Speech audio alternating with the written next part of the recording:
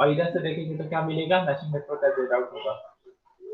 तो हम ऐसा करते हैं कि जेड जी और इसका जेड इन ऐसे लेंगे कि जो जेड इन है that is complex conjugate of Z जी, और जेड आउट ऐसा लेंगे कि this is complex conjugate of Z. ठीक है ना। अब देखो ये जो सोर्स है हमारे पास, ये जो सोर्स हमारे पास है, इस पर्टिकुलर सोर्स के लिए ये मैचिंग नेटवर्क का जेड इन कैसा बिहेव कर रहा है, लोड की तरह बिहेव कर रहा है। सही है ना। ऐसे लोग यस पीछे सर, आना बोलते हैं, मुझे लगता है यस सर, यस सर। ठीक है ना। और ये जो लोड है ZL, इस लोड के लिए ये मैचिंग नेटवर्क का आउटपुट कैसा बिहेव कर रहा है, सोर्स की तरह बिहेव कर रहा है। Yes sir. ठीक है। तो यहाँ से ZG और ZIN के बीच में इंपेडेंस मैचिंग हो रही है, तो यहाँ से पावर ट्रांसफर हो जाएगा। इसी तरीके से जो पावर यहाँ आ रहा है वो आगे ट्रांसफर हो जाएगा। और ये जो मैचिंग नेटवर्क है दिस इज लॉसलेस, इसके अंदर कोई पावर कंज्यूम नहीं हो रहा है। इसका मतलब है कि अब ये जो सोर्स है यहाँ से लोड के बीच में पावर ट्रांसफर मैक्सिमम हो जाएगा। तो now this is the rule of matching network. Role समझ में आ गया। अभी मैचिंग नेटवर्क हम कैसे बनाते हैं, हम सिर्फ एल एंड सी से बनाते हैं। अब हमारे पास दो ही बेसिकली ब्रॉडली अगर हम बात करें तो हमारे पास दो ही कॉन्फ़िगरेशन होते हैं। ये अगर हमारे पास लोड है, देखो ये Z in for most of the cases हम ये ट्रीट करेंगे कि this is equal to Z not. सही है।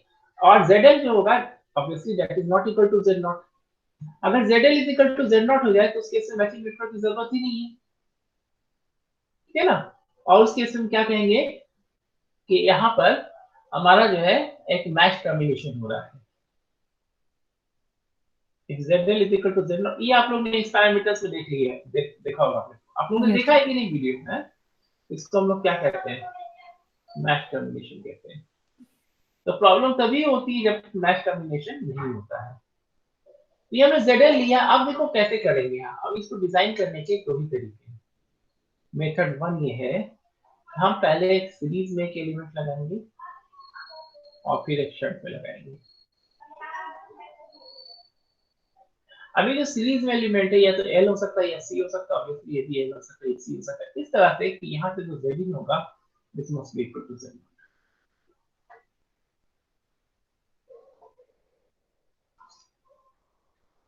दूसरा तरीका ये हो सकता है, ये डिपेंड करता है हमारे सिचुएशन पे, हम दूसरे और हम देखेंगे किस सिचुएशन में क्या लगता है। ये जेड हमारे पास है। ठीक है। हम पहले शंट एक एलिमेंट लेंगे और उसके बाद फिर हम सीरीज में एक एलिमेंट लेंगे। ठीक है। इस तरह से ये जो जेड हो जाएगा it is equal to Z not. ये एल या सी होगा, ये एल या सी होगा। अब बताओ टोटल कितने कॉम्बिनेशन हो जाएंगे, यहाँ पे 4 कॉम्बिनेशन हो जाएंगे, एल एल एल सी सी सी सी एल। इसी तरह से यहाँ पे 4 कॉम्बिनेशन हो जाएंगे। तो यहाँ पे हमारे पास 4 कॉम्बिनेशन हो गए, यहाँ पे 4 कॉम्बिनेशन हो गए। तो ऑल टुगेदर हमारे पास कितना है, टोटल कितने कॉम्बिनेशन हो गए, 8। 8 कॉम्बिनेशन हो गए।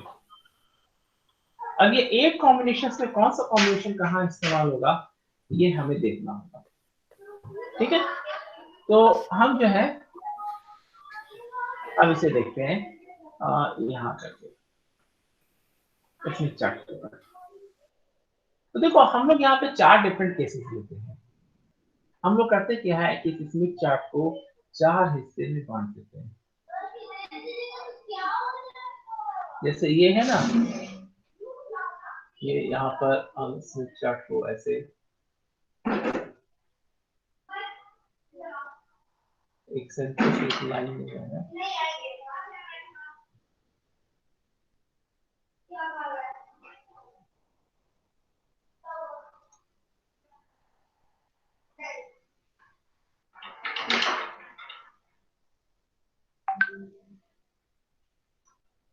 ठीक है।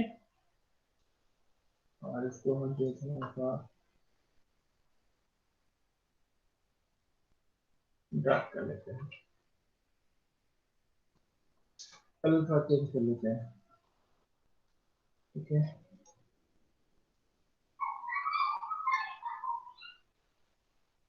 ठीक है ना। अब ये 4 हिस्से बन गए, 1 2 3 4 क्वाड्रेंट हो गए। अब हम करते क्या है कि देखो, जब हम बोलते हैं कि हमें Z0 से मैच करना है, तो वेयर इज Z0? जब हम कहते हैं कि हमें Z0 से मैच करना है, ठीक है, तो Z0 इज दिस पॉइंट, यही है ना भाई? अगर हम कहते हैं Z0, Yes, तो sir. Z0 अपॉन Z0 क्या हो जाएगा? This is 1 plus J0। तो अगर हम बात करें यहाँ पर 1 प्लस J0, तो ये दिस इज यूनिटी सर्किल, यहाँ पे क्या r इज इक्वल टू 1 है, सही है। और इस लाइन पे x की वैल्यू कितनी, 0 है, सही है, ये पॉइंट हो गया। अब हम 4 अलग अलग लोड ले लेते हैं, जैसे हम एक लोड ले रहे हैं ZL1 को हम ले लेते हैं यहाँ पे, सपोज करो दिस इज ZL1। एक दूसरा लोड हम ले लेते हैं यहाँ पे, मतलब हम 4 अलग अलग क्वाड्रेंट में ले रहे हैं, ठीक है, और नॉर्मलाइज लोड दे रहे हैं, ZL3 ले लेते हैं यहाँ पे, और कोई भी एक रैंडमली 4 पॉइंट ले रहे हैं, ZL4 ले रहे हैं, ठीक है। अब हमें मैचिंग नेटवर्क में करना क्या होता है कि लोड को उठा करके यहाँ लाना है, ये ना मैचिंग है। जो इम्पीडेंस जो Zin हमारा है, देखो यहाँ पर ये जो Zin हमारा है, ये Zin की वैल्यू कितनी होनी चाहिए? Z0 के बराबर होनी चाहिए, Zg और Z0 है, यही करना है हमें। तो इसको किसी तरह से मूव करा करके हमें यहाँ तक लाना है। तो कहने का मतलब क्या हुआ कि हमें यहाँ से मूव करके यहाँ तक पहुंचना है। आप यहाँ से मूव करके यहाँ तक कैसे पहुंचोगे? अब देखिए, आपको या तो कांस्टेंट जी सर्किल पे मूव, आप या तो एल लगाइएगा या सी लगाइएगा, या शंट में लगाइएगा या सीरीज में लगाइएगा, और तो कुछ आप कर ही रहे, सही है। अब आप या तो कांस्टेंट जी सर्किल पे मूव कर सकते हैं या कांस्टेंट आर सर्किल पे मूव कर सकते हैं। अब यहाँ पे पहुंचने के लिए आपके पास कितने रास्ते हैं? तो देखो, रास्ता नंबर 1, आप कीजिए क्या कि यहाँ से आप ऐसे मूव कीजिए, G is equal to 1 circle पे पहुंच जाइए, और G is equal to 1 circle पे पहुंच करके फिर वापस आप अगर ऐसे रुक जाइएगा,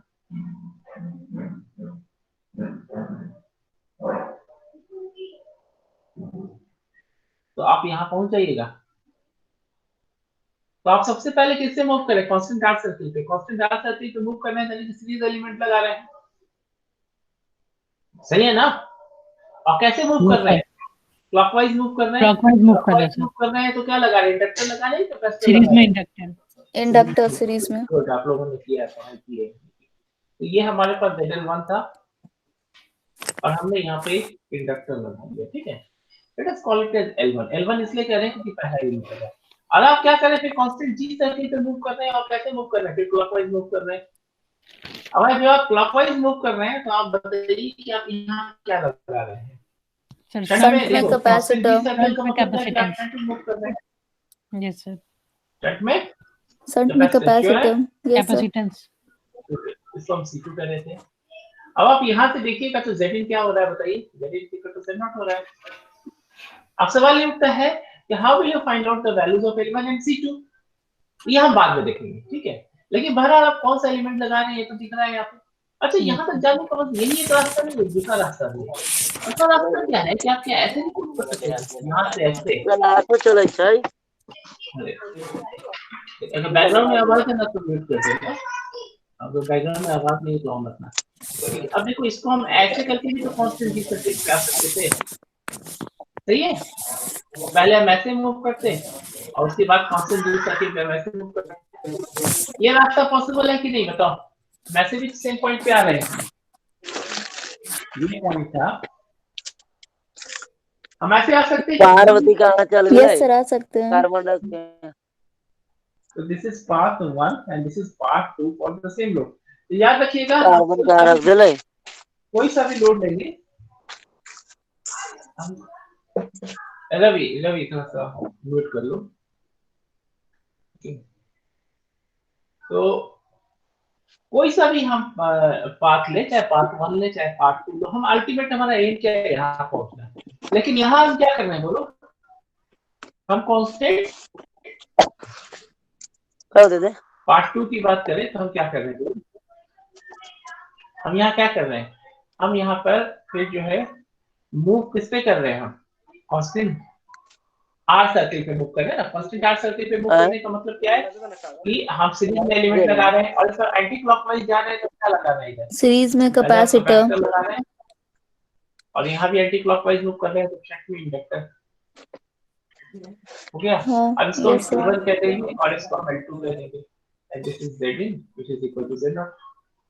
बढ़िया बढ़िया के जल जाए छी।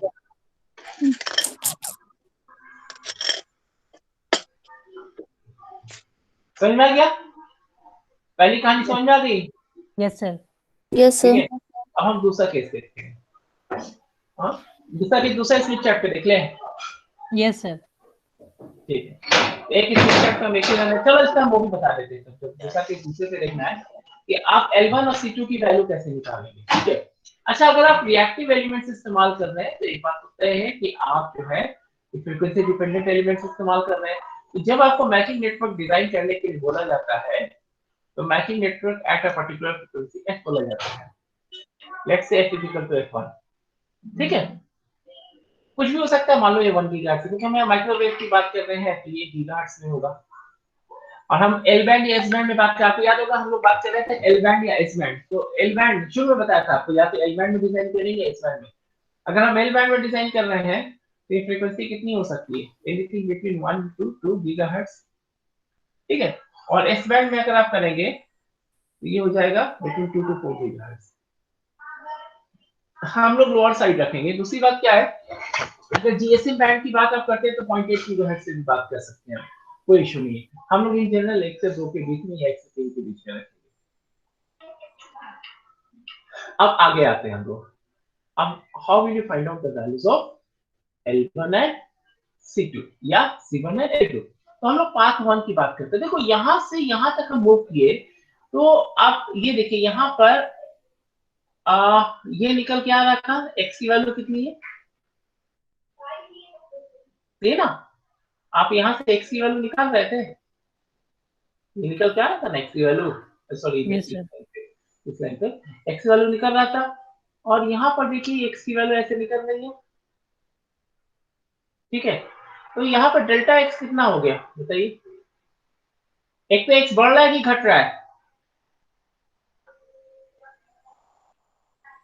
x की वैल्यू बढ़ रही है घट रही है, घट रही है।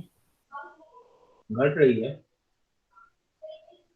अगर x की वैल्यू घट रही है तो उस केस में आपको सीरीज में इंडक्टर नहीं लगाना है, आपको सीरीज में कैपेसिटर लगाना। आप खुद से देखिए, अभी देखिए हम लोग जब बात कर रहे हैं जेड चार्ट की बात कर रहे हैं ना, अभी सीरीज में मतलब क्या इम्पीडेंस चार्ट की बात कर रहे हैं, ये रेड वाला है कि ब्लू वाला है,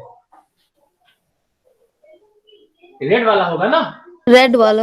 रेड वाला। आपको रेड वाला, आप लोग अपना स्मिथ चार्ट देखिए, ये कितना है, देखो ये 0.3 है, इधर 0.3 होगा, ये 0.4 है, 0.3 के पहले है, मतलब ये 0.25 के आसपास ये 0.4 है।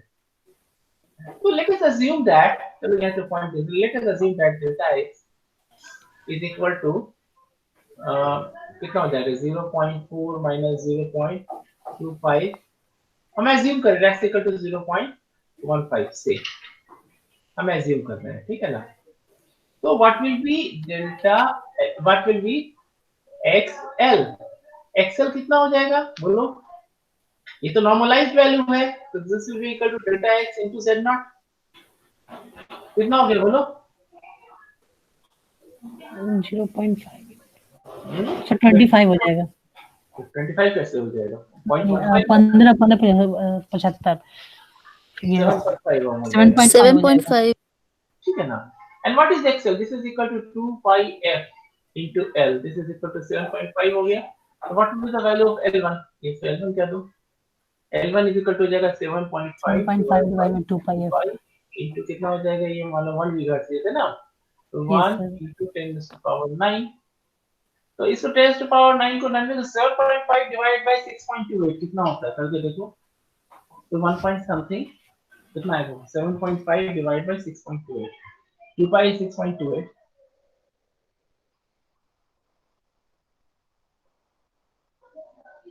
this is 1.194, सही है। तो 1.1 लेट्स लो दैट 3 डिजिट रखिए, नैनो फैराड हो जाएगा, ठीक है, समझ में आ रहा है।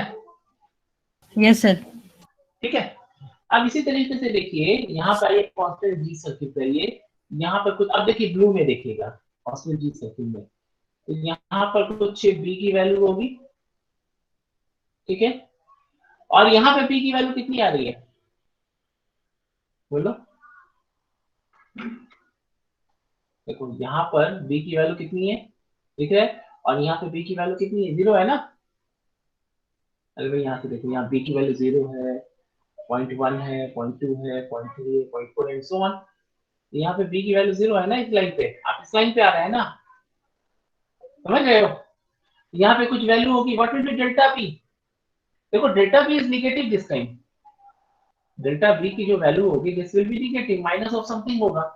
तो आप निकाल लो कितना है, जैसे यहाँ बी की वैल्यू कितनी आ रही है, देखो 1.4 है, ये कितना है 1. कितना बड़ा बड़ा करते हैं,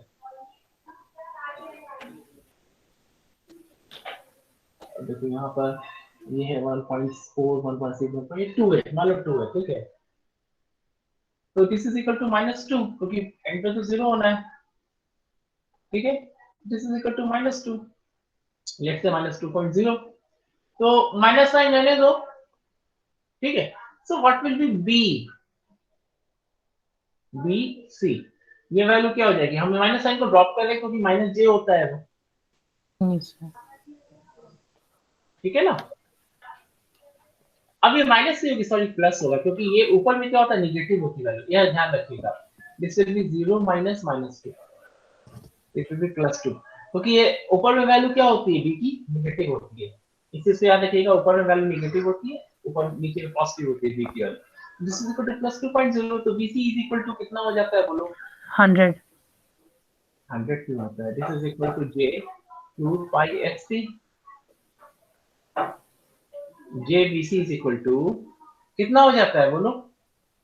कैपेसिटिव ससेप्टेंस कितना होता है, सिंपली 2 पाई एफसी, 1/xc करते हैं ना, xc क्या हो जाता है, देखो xc इज इक्वल टू हो जाता है 1/2 pi fc, this is what will be bc, this is equal to 2 pi fc, सही है ना। Yes sir. तो this implies 2 pi f into c, now this is equal to, अच्छा ये delta b है, अब इसको क्या करेंगे आप, डेल्टा b को हाँ z0 से डिवाइड करेंगे, भाई y0 से आप मल्टीप्लाई करते हैं, तो y0 से मल्टीप्लाई करने का मतलब क्या है, z0 से डिवाइड करेंगे। हाँ तो this implies C2 is equal to कितना हो जाएगा, डेल्टा b की वैल्यू 2 है, 2/50 0.04 पाई, बिल्कुल आराम से, तो पिको फैराड में कुछ आएगा, बोलो। 2 डिवाइड बाय ये तो 2 कैंसिल हो गया, ठीक है ना, बोलो भाई 1/55,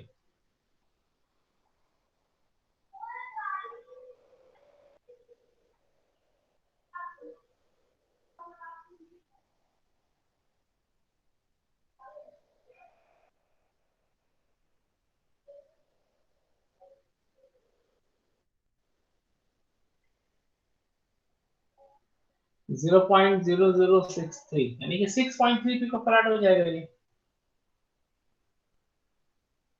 सही है, 6.369, सही वैल्यू आई है भाई। 10:9 ऊपर जाएगा तो नैनो की वैल्यू आ जाएगी, तो 1000 से मल्टीप्लाई कर दो, 1000 डिवाइड यस सर। 6.369 पिकोफैराड, तो आपके पास L1 और C2 की वैल्यू आ गई। आप इसी तरीके से C1 और L2 की वैल्यू यहाँ निकाल सकते हैं, यस सर। ठीक है। तो आप लोगों को होमवर्क अब लास्ट में होमवर्क दे देंगे, जिसमें आपको सर ये 4-5 C2 का एक बार फिर से एक्सप्लेन कर दीजिए ना। C2 का, यस सर। अच्छा, एक्सप्लेन करने का सबसे अच्छा तरीका है सब लिखा देते हैं पहले। अरे,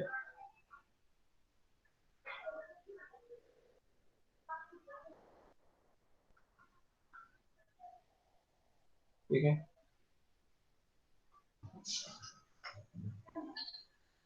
अब देखो यहाँ पर डेल्टा बी की वैल्यू कितनी है, delta B is equal to 0 -2, तो दिस इज इक्वल टू 2, ठीक है। तो what will be B, this will be equal to delta B into y0, यहाँ समझ में आ रहा है? This is equal to delta B divide by Z not. सही है ना? देखो Yes, Yes, sir. Divide by Y not is equal to delta B होता है, तो ये हो गया। अब now what is BC? BC is equal to 2 pi F into C. C2 कर दो इस केस में, सही है ना? तो सेक्टर्स कैसे निकालते हैं कैपेसिटर का सेक्टर्स? ये बिल्कुल बेसिक से जो फर्स्ट ईयर में आप लोगों ने पढ़ा होगा, ठीक है? तो this implies 2 pi f into C2 naught, this is equal to delta B upon Z naught। तो this will replace C2 is equal to delta B की वैल्यू कितनी है? 2 upon 50 into 1 upon 2 pi f, तो 2 pi into 10 to the power 9। तो अब क्या कीजिए, तो 2 और 2 कैंसिल हो जाएगा, ठीक है? अब क्या कीजिए, 1000 से मल्टीप्लाई कर दीजिए, 1000 से डिवाइड कर दीजिए, तो यहाँ पे आ जाएगा 10 to the power -12, ऊपर जाएगा -9 है, 1000 से डिवाइड किया तो -12 हो जाएगा। तो दिस इज इक्वल टू कितनी वैल्यू आई थी? 6.36 नहीं था ना? 36 picofarad. ये 69 पिकोफैराड आ गया। तो एक चीज याद रखिएगा, नॉर्मली हमारा जो इंडक्टर होता है नैनो हेनरी के ऑर्डर का होता है, और जो कैपेसिटर होता है वो पिकोफैराड के ऑर्डर का होता है।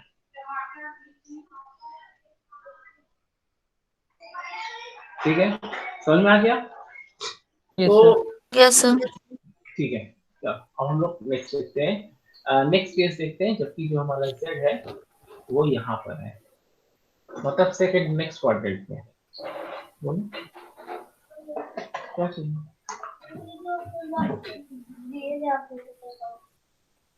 मोटर के पीछे जो कुछ नहीं लगा था ऑन ऑफ करने का, अरे वो उधर ही है मेरे पास नहीं।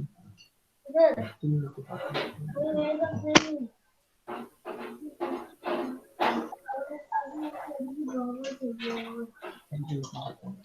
ठीक है भाई, हम लोग नेक्स्ट केस देखते हैं जनरेटर का।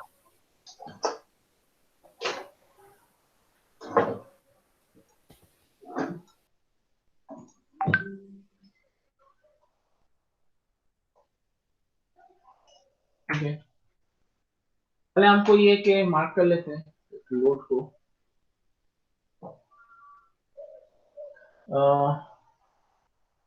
कहीं मार्क करते हैं इस क्वाड्रेंट में, हम ऐसा कोई पॉइंट है, चलो ये पॉइंट ले लेते हैं। नहीं, हम ऐसा पॉइंट ले रहे हैं जिसपे आप मूव कीजिए, या तो आप कांस्टेंट, चलो रैंडमली कोई भी पॉइंट, मान लो ये वाला पॉइंट ले लिया,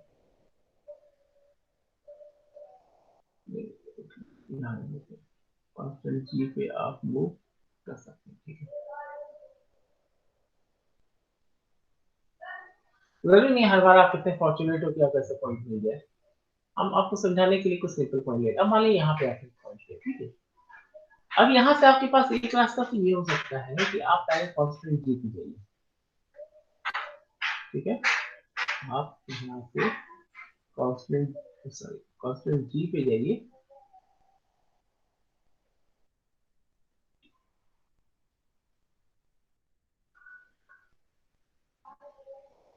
आप यहाँ से कांस्टेंट जी जाइए। अच्छा, एक आदत ये बनाइएगा कि जैसे आप मूव करेंगे ना वैसे ही पेंसिल को ले जाइए। आप लोड से जा रहे हैं ना इसकी तरफ, तो जब फिगर ड्रॉ कीजिए तो भी आप लोड से ड्रॉ कीजिए, पहले थोड़ा बनाने में दिक्कत है। तो पास 1 लेते हैं आप, सॉरी हम आगे बढ़ गए, हमको जाना था सिर्फ आगे के टू 1 पे, तो इसको थोड़ा सा हम जो है चलो सकते हैं।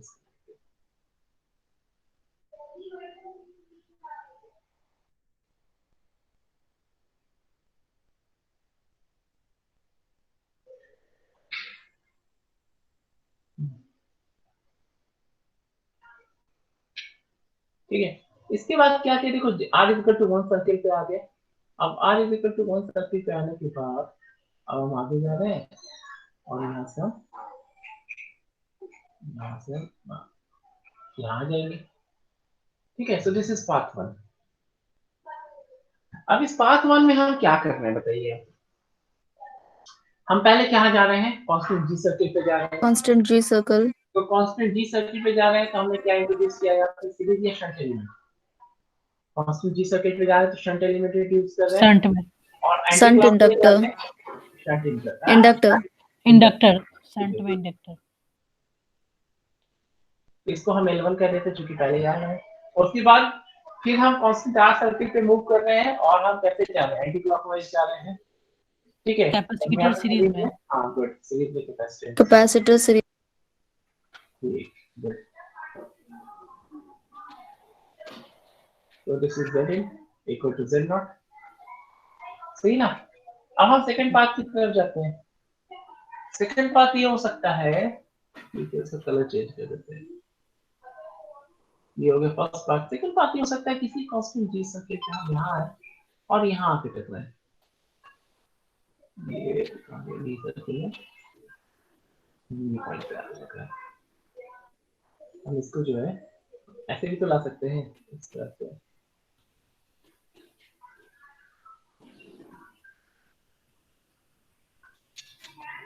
पहले ऐसे है और उसके बाद फिर हम यहाँ से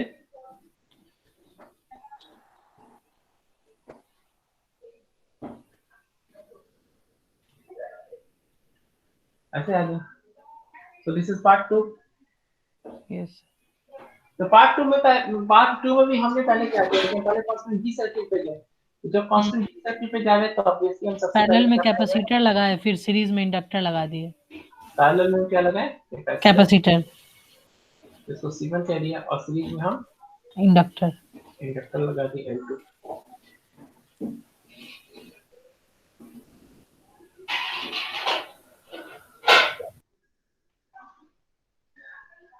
ठीक है ना। पिछली बार हम क्या किए थे कि पहले सीरीज में गए थे फिर पैरेलल में कहते हैं। ठीक है ना। ये सेकंड केस आपने देख लिया। यस है? सर। अब देखो पहला एग्जांपल और दूसरे एग्जांपल में डिफरेंस क्या है। तो देखो ये केस है, बाकी L1 C1 या L2 C2 की वैल्यू तो आप निकाल ही सकते हैं। पहले Yes, केस sir. में आप देखो लोड की पोजीशन क्या थी हमारी, हमने जो लोड लिया था that was inside G is equal to 1 circle. ये G is equal to 1 circle है, इसके अंदर लिया था। और सेकंड केस में हम क्या कर रहे हैं, the load is inside R is equal to 1 circle. ठीक है। तो बेसिकली ये कोऑर्डिनेट का कमाल नहीं है। अगर हम G is equal to 1 circle का केस लेंगे तो this is the case of G is equal to 1 circle. ये जो केस है, ये केस कब का है? जो पहला केस था, ये पहला केस कब का है? इवन केस 1 जो हमारा था वो ये था कि load lies inside G is equal to 1 circle. ये केस 1 था हमारा। और केस 2 हमारा क्या है, ये बताओ केस 2 क्या है? ये सब रटने की जरूरत नहीं है, आपको कोई सा भी केस मिल जाए। Load lies inside R is equal to 1 circle. R is equal to 1 circle से अंदर भी हम इस तरह से करेंगे। अब हम एक तीसरा केस लेते हैं कि हम जो लोड को लेते हैं वो हम G is equal to 1 circle और R is equal to 1 circle दोनों के बाहर लेते हैं। दोनों के बाहर लेने का अब दो कंडीशंस हो सकते हैं, या तो हम ऊपर में कहीं पे ले लें या हम नीचे में कहीं पे ले लें। ठीक है। तो पहला एक बार हम ऊपर लेंगे फिर उसके बाद हम नीचे लेंगे। तो हम एक लोड लेते हैं, लोड लेट से हम यहाँ लेते हैं। देखो ये R G is equal to 1 circle, R is equal to 1 circle दोनों से बाहर है। तो let us assume that we are considering our load है लेट्स से दिस पॉइंट। ठीक है। तो दिस इज आवर ZL3। अब देखो हमारे पास कितने रास्ते हैं वहां पे जाने के लिए। हम पहले यहाँ से एक रास्ता चुनेंगे, हम यहाँ से पहले यहाँ आएंगे R is equal to 1 circle पे। ठीक है। और फिर क्या करेंगे, Constant R circle. Constant R circle पे मूव करके वापस आ जाएंगे। ठीक है। This is path 1। अब देखो एक बहस वाली बात ये भी हो सकती है कि हम इसको यहीं पे क्यों रोके, कांस्टेंट G सर्किल पे ऐसे बढ़ते चले जाते और इस पॉइंट पे आते और यहाँ से फिर चले जाते, ये भी तो हो सकता है। तो देखो बात दरअसल ये कि आप जितना लंबा आप लेंगे उतना ही ज्यादा आप B की वैल्यू उतनी ही ज्यादा हो जाएगी। B की वैल्यू ज्यादा करने का मतलब आपको उतना ही बड़ा कैपेसिटर लेना हो जाएगा। समझ में आप कांस्टेंट जी सर्किल पे जितना ज्यादा मूव कर रहे हैं, क्लॉकवाइज मूव कर रहे हैं, इसका मतलब क्या है कि बी की वैल्यू उतनी ज्यादा है, ठीक है। या एंटी क्लॉकवाइज मूव करते तो फिर वही बात आ जाती है, फिर एल की वैल्यू में आपको उसी की करस्पॉन्डिंग लेनी पड़ती। यहाँ पर सी के टर्म से बात कर रहे हैं, तो मतलब ये कि आपको बी की बीसी की वैल्यू उतनी ज्यादा होती, कैपेसिटिव सब्सटेंस की, और कैपेसिटिव सब्सटेंस की वैल्यू जितनी ज्यादा होती है आपको उतना ही बड़ा कैपेसिटर लेना होता है। तो ये कभी भी बड़ी अकलमंदी की बात नहीं है कि आप एक बड़ा कैपेसिटर लीजिए, क्योंकि इसके अपने इफेक्ट्स पड़ते हैं, क्योंकि आप जितना ज्यादा वैल्यू बड़ा वैल्यू लेते हैं एल और सी का, उतना ही ज्यादा जो है फिर जो है जो बैंडविड्थ की प्रॉब्लम उतनी ही ज्यादा आती है। हम लोग आगे जाके देखेंगे, वो इस चीज को अभी डिस्कस नहीं कर रहे हैं, हम आपको हर केस से बता रहे हैं कि दो अलग अलग दो केसेस हो सकते हैं मैचिंग नेटवर्क। अभी तक आप ये मान के चलिए कि दोनों ही मैचिंग नेटवर्क जो है वो इक्वल है, दोनों बराबर है, हम चाहे ये इस्तेमाल करें चाहे वो इस्तेमाल करें, लेकिन और भी कंस्ट्रेंट्स होते हैं, उसके हिसाब से फिर हमें डिसाइड करना होता है हम पार्ट 1 से जाए या पार्ट 2 से जाए, ठीक है। तो अगर हम ये वाला केस देखें तो सबसे पहले हम जो पार्ट 1 में जा रहे हैं, कैसे जा रहे हैं बताइए। हम जा रहे हैं कांस्टेंट जी सर्किट पे, तो कांस्टेंट जी सर्किट पे जाइएगा तो आपको क्या मिलेगा, आपको शंट में लेना होगा, सही है। Shunt inductor. शंट में सर ले लेंगे इंडक्टर, इंडक्टर लेंगे, क्लॉकवाइज मूव कर रहे हैं, क्लॉकवाइज मूव कर रहे हैं। ये शंट में लेंगे कैपेसिटर, कैपेसिटर कैपेसिटर। अब यहाँ सीरीज में क्या लेंगे बताइए। सीरीज में इंडक्टर, एंटी क्लॉकवाइज मूव कर रहे हैं कांस्टेंट आर सर्किट पे, सीरीज तो में कैपेसिटर कैपेसिटर सीरीज में। दोनों कैपेसिटर, दोनों ही कैपेसिटर। इसे घबराइए नहीं कि दोनों कैपेसिटर हो गए,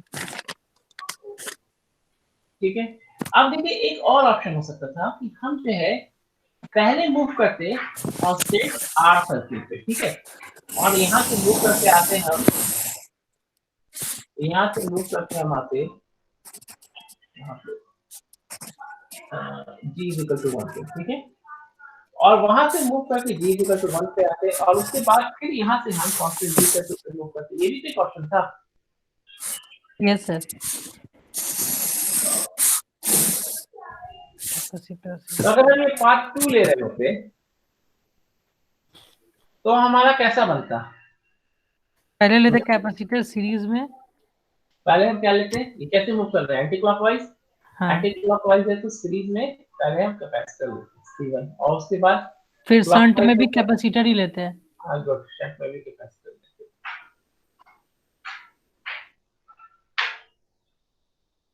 समझ में आ गया। तो हम चाहे तो ये नेटवर्क लेते या नेटवर्क लेते, तब तक हम लोग 6 नेटवर्क देख लिए ना। अब बोले थे टोटल 8 कॉम्बिनेशन हो सकते हैं, 6 कॉम्बिनेशन तो हमने देख लिया। ये सर 2L का कॉम्बिनेशन हो सकता है। तो देखते हैं हम लोग वैसे कैसे कहते हैं,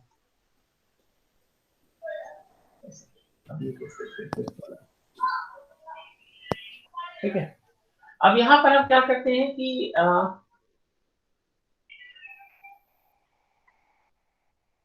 हम बाहर लेते हैं नीचे की तरफ, हम लोड को बाहर लेते हैं, लेट्स से हम लोड को ले रहे हैं इस पॉइंट पे, तो दिस इज आवर Z4। देखो हम एक पॉइंट ऐसा लिए जहां पे कांस्टेंट R और कांस्टेंट G सर्कल जो दोनों दिख रहा है ग्राफ पे, ताकि हमारे लिए आसानी हो जाएगी। हमें पहुंचना कहाँ है, यहाँ पे पहुंचना है। अब पहुंचने के दो रास्ते हो सकते हैं, फिर पहला रास्ता तो ये हो सकता है कि हम इस तरह से जाए कांस्टेंट G सर्कल पे, और यहाँ से हम जाए यहाँ पे कांस्टेंट आर सर्किल से, कहाँ R is equal to 1 circle पे, और फिर R is equal to 1 circle पे यहाँ से जो है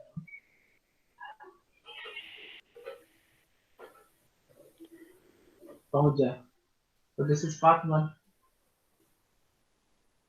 पार्ट 1 की बात करें तो कैसे हम लोग कैसे मूव करें, किसी भी को हम कैसे मूव करें बताइए। पहले हम जा रहे हैं कांस्टेंट जी सर्किल में।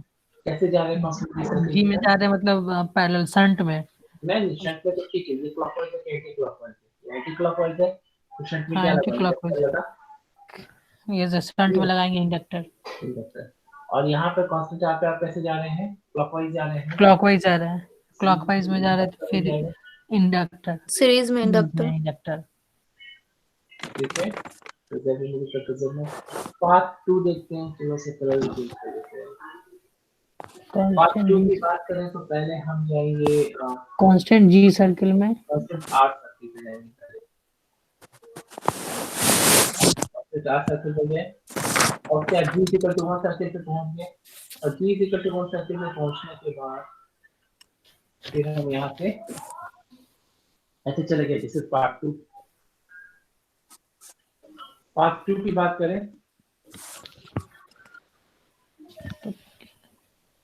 अब बताइए हम कैसे जा रहे हैं। पहले किस पे जा रहे हैं? कांस्टेंट आर सर्किल जा रहे से हैं, क्लॉकवाइज जा रहे हैं। सीरीज में जाएंगे और क्लॉकवाइज जाएंगे तो इंडक्टेंस सीरीज इंडक्टर, सीरीज में और उसके बाद इंडक्टर। ये एंटी क्लॉकवाइज जा रहे हैं हाँ, कांस्टेंट जी पे। तो सॉरी, कांस्टेंट जी में एंटी क्लॉकवाइज जा रहे तो पैरेलल में पैरेलल में inductor, auto shunt communication inductor. क्या है? नहीं, किसके तरफ साथ में चले गए।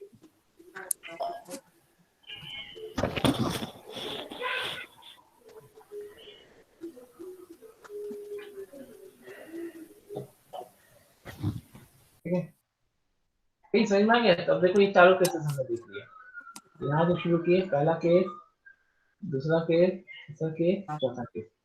अब यहाँ पे एक चीज और देख लेते हैं। मान लिया जाए कि जो हमारे पास जो लोड है, लोड इज ऑल्सो रियल। अभी तक हम लोड को क्या ले रहे थे? मान लो ZL is equal to let's say 120 ओम, ठीक है ना? तो व्हाट इज ZL बार? कितना हो जाएगा? 120 डिवाइड बाय 50, ये कितना होगा बोलो?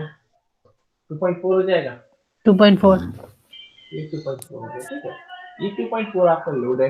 अब आपको इसको जो है मैच करना है किसके साथ? 50 ओम के साथ।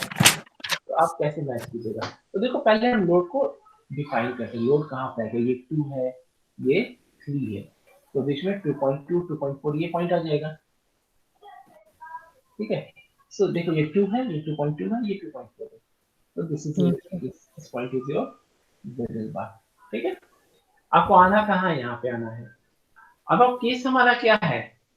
The load is inside R is equal to 1 circle. अब हमारे पास दो केस, अब हमारे पास एक ही केस है। पहले हमको कांस्टेंट जी सर्किल पे बुक करना पड़ेगा, ठीक है। अब यहाँ पे हमारे पास दो पॉइंट ऑप्शन है। देखो यहाँ पर G equal to G circle जो यहाँ दिख रहा है वो यहाँ पे दिख रहा है, ये वाला नहीं दिख रहा है, ठीक है। तो उससे कोई प्रॉब्लम नहीं है। हम क्या करेंगे, इसके पैरेलल इस तरह से हम एक लाइन खींचेंगे इस तरह से, ठीक है। हम पार्ट 1 की बात कर रहे हैं, तो पहले यहाँ पहुंचे और उसके बाद फिर हम वहां से इस तरह से कांस्टेंट आर सर्किल पे और फिर यहाँ पहुंच जाएंगे, ठीक है। तो ये क्या बता रहा है कि हमने पहले क्या इस्तेमाल किया? हम कांस्टेंट जी सर्किल पे कैसे मूव करते हैं? Anti clockwise. एंटी क्लॉकवाइज इसका मतलब ये कि देखो, ये जो ZL हमारा शंट में इंडक्टर, 120 हो, तो ये क्या बता रहा है? शंट में इंडक्टर, इंडक्टर बता रहा है L1। और उसके बाद ये क्या बता रहा है? ये है कांस्टेंट सर्किल पे क्या मूव कर रहे हैं, फिर एंटी क्लॉकवाइज मूव कर रहे हैं, तो सीरीज में कैपेसिटर, ठीक है। एंड दिस इज Q, हो गया ना? अब देखो, चूंकि यहाँ पे रिएक्टिव, ये तो बोलेगा कि ये रियल है, ये भी रियल है, लेकिन चूंकि यहाँ पे हमने रिएक्टिव एलिमेंट लगा दिया, तो अब ये ओवरऑल जो सर्किट बन जाएगी, not this circuit is frequency dependent. It's not load और इनपुट इंपीडेंस जो है ये फ्रीक्वेंसी डिपेंडेंट नहीं है, लेकिन ये फ्रीक्वेंसी डिपेंडेंट है, ठीक है। अब हम लोग जो है नेक्स्ट देखते हैं, नेक्स्ट पार्ट पे आते हैं। तो नेक्स्ट पार्ट भी हम इसी तरह से ले सकते हैं, या पहले तो हम इस तरह से जाएंगे, इससे परफेक्ट पैरेलल।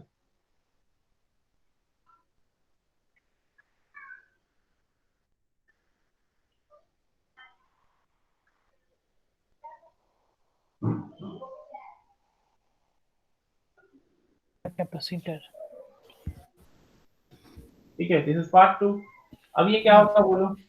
शंट में कैपेसिटर पहले, उसके बाद कांस्टेंट आर सर्किल में मूव कर रहे हैं पहले शंट में कैपेसिटर होगा, हाँ, शंट में कैपेसिटर और फिर शंट में सीरीज में कैपेसिटर, इंडक्टर, सीरीज में इंडक्टर। ठीक है। C1 and L2 and this is F2। अब देखो, अब एक बड़ी अच्छी चीज आ गई यहाँ पे। इस दोनों सर्किट का बेसिक डिफरेंस बता सकते हैं, इसका और इसका?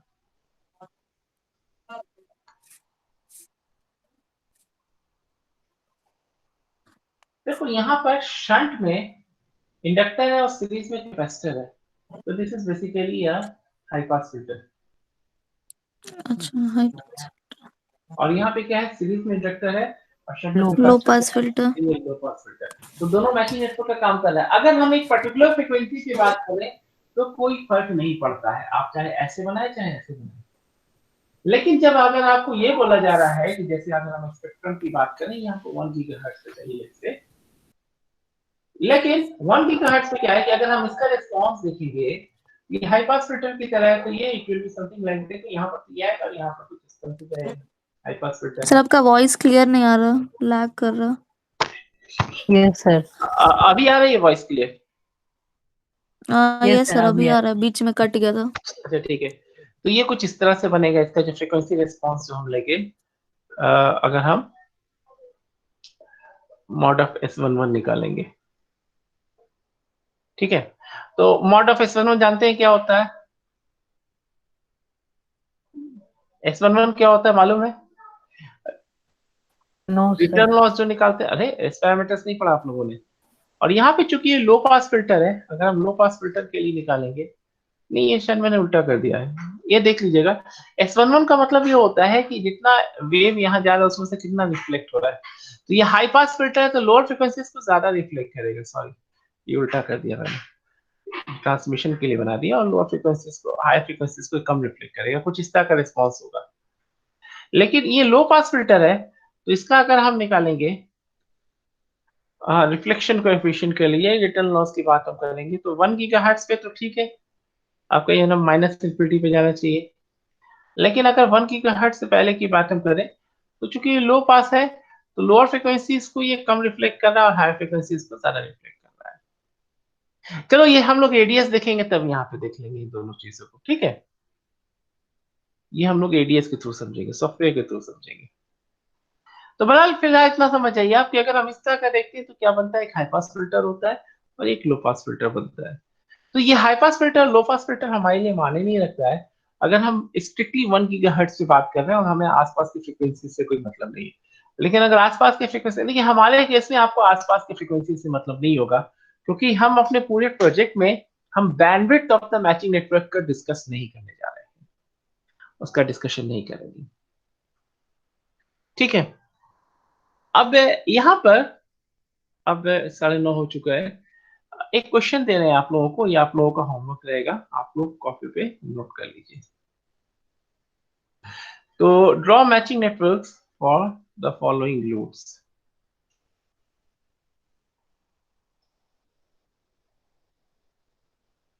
क्वेश्चन लिखिए आप लोग।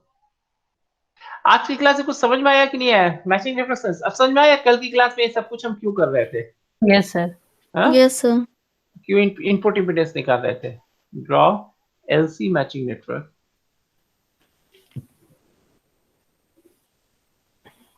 for the following loads using Smith chart.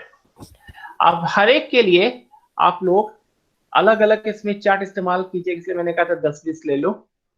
और दूसरी बात यह है कि आप लोग जो है आप लोग एल और सी की वैल्यू निकालिएगा, okay find sir. The values of L and सी।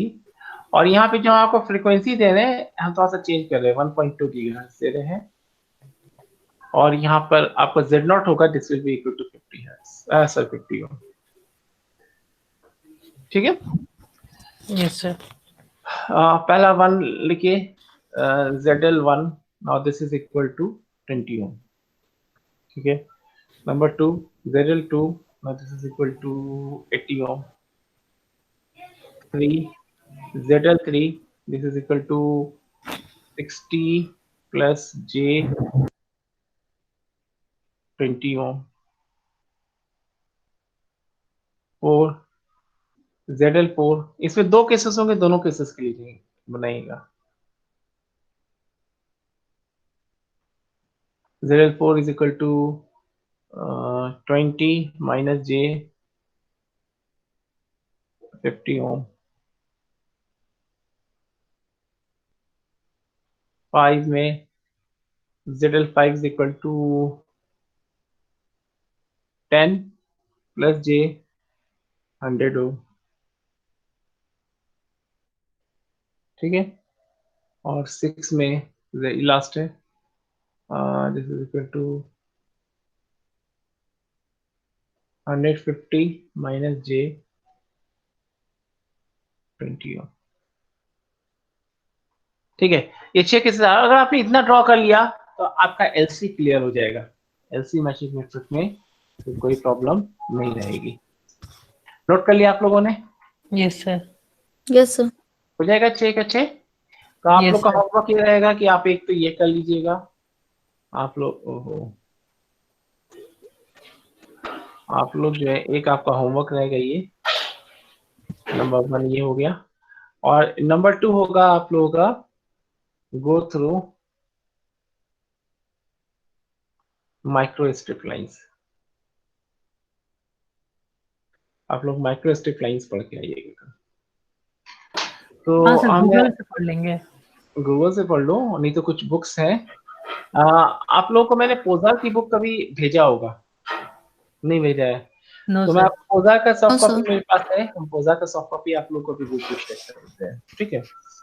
आप उससे पढ़ लीजिएगा, बुक से। बुक पढ़ो, अभी गूगल पे थोड़ा बहुत सर्च कर सकते हो, बेहतर होगा। गूगल सर्च कर लो। फिर 11 को मिलते हैं गौरव एंड रवि, आप लोगों से हम मिलते हैं। अच्छा, आप लोगों का क्या है बाकी जो जो भी है यहाँ पे, क्या नाम है, सुप्रिया, पूजा, कौन है यहाँ पे? हाँ, सुप्रिया है और पूजा है।